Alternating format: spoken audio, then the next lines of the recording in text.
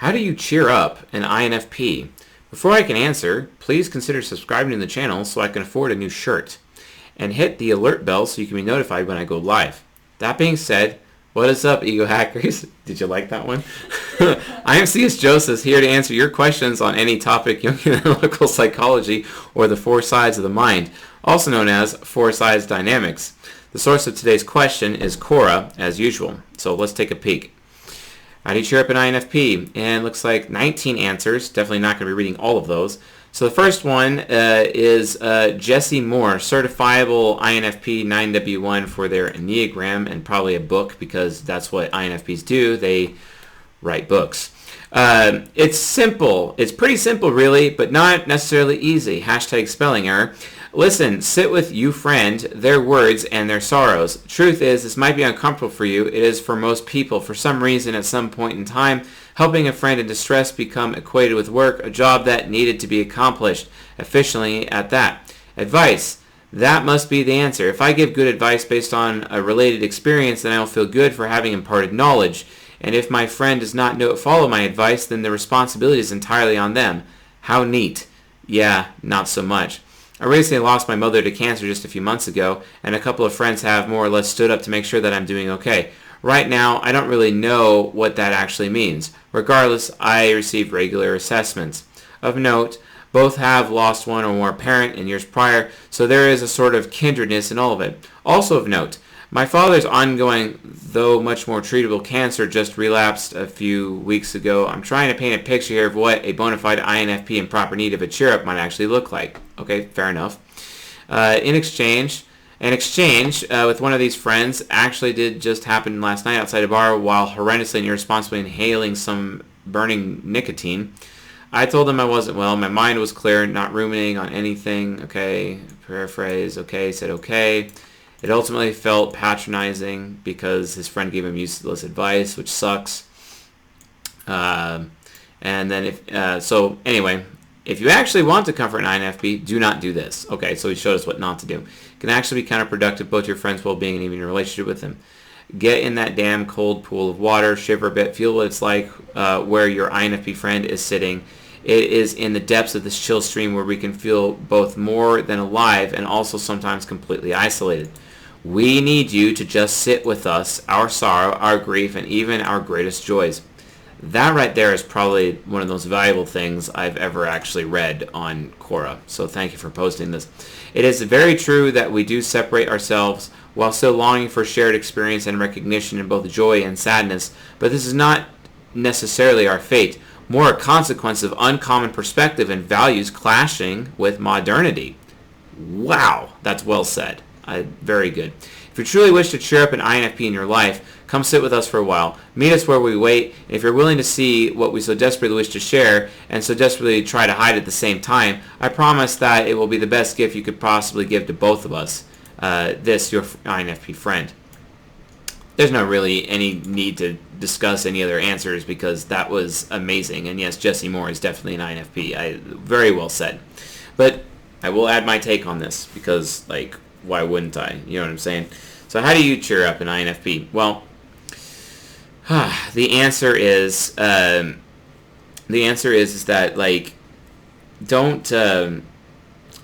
You kind of got to delve into them. You got to dig into them a little bit, right? They're not shallow people, and you shouldn't treat them as shallow people. Although sometimes they'll want people to think that they're shallow people for whatever reason, but they're not shallow people. INFPs probably have the biggest depth of soul out of anybody ever made, and this is one of the reasons why most INFPs identify with the highly sensitive person HSP form of living, etc. Because they have extreme depth to them.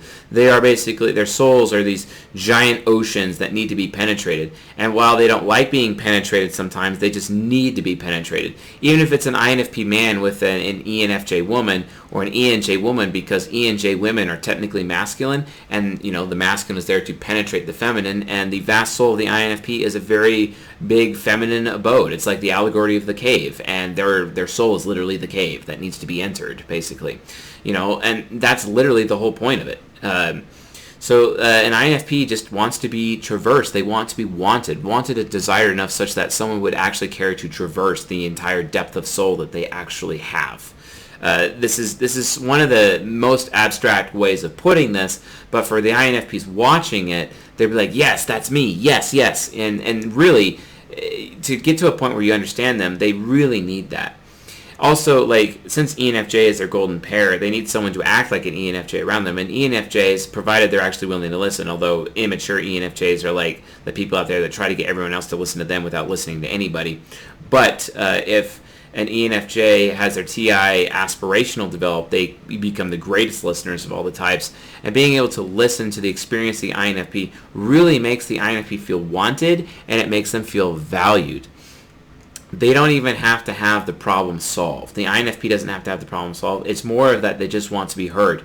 It's more that they just want their opinion to matter, because the INFP so desperately wants to matter. And if an INFP doesn't matter, guess what? They feel the greatest level of depression ever, because they just feel so novel, right? I've coached many INFPs struggling with depression, even some of them on the edge of suicide, because when they look at themselves, they have this nasty habit of comparing themselves to other people, and they just oftentimes feel like they don't actually matter. And that's why an NFJ or an STP needs to come along and be like, yeah, actually you do matter, and here's why. And they'll actually list facts out as to why the INFP matters. And at that point, they feel cheered up. At that point, they feel wanted. At that point, it's like, wow, someone actually thinks highly of me. Someone actually noticed me. Because guess what, folks? INFPs are used to not being even noticed. They're used to not even being regarded, such that they end up becoming disrespected.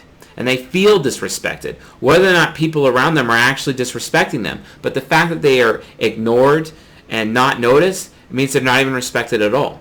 I have an INFP on my team, and I go out of my way to make sure that I listen to his opinion at all times, even sometimes when he's not even willing to share his opinion, because I value his opinion. I need his opinion. I need to know what his opinion is, because his opinion may be so far valuable and actually potentially prevent catastrophe for myself, my team, and this company and this community, that I absolutely have to have him by my side. It's really important.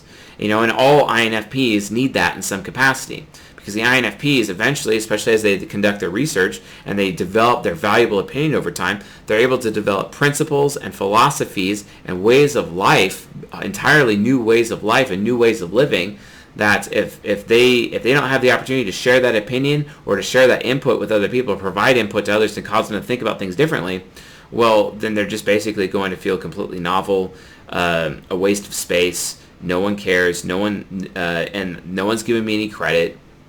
They live and die by credit. They need credit.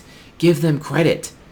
They already worry that they're too selfish and they're not caring enough as it is with their extroverted feeling nemesis. They need credit, so they stop worrying. If you're not going to give them credit for the good things that they do, guess what? They're just going to do what they think, and that brings out the biggest evil out of the INFP. And it can be very destructive to other people. It can also be self-destructive as well. And that just leads to an insane amount of depression. It's to a point where they just really like, F it, and they end up making decisions regardless of the consequences to other people, because it's like, I've been managing the consequences to other people, but they don't think highly enough, or they won't even allow me an opportunity to speak. And INFP's greatest fear is that their opinion, their voice is going to be squelched out by everyone else around them. What are you doing to enable their voice, quite frankly? That's what INFPs need. And that, my friends, is exactly how you cheer up an INFP. If you like your chance at your question being answered on this channel, please post it below on Quora and tag me on it, or leave it as a comment below. If you want deep dive lectures on this science that focus on personal growth, career development, parenting, sexuality, please visit csjoseph.life/members. Get an apprentice membership, also known as a gold membership. And we release multiple premium lectures per month if you really want to get into the deep dive. And it's similar to the format as the public lectures that we already have on this channel. Anyway, folks, with that being said, I'll see you guys tonight.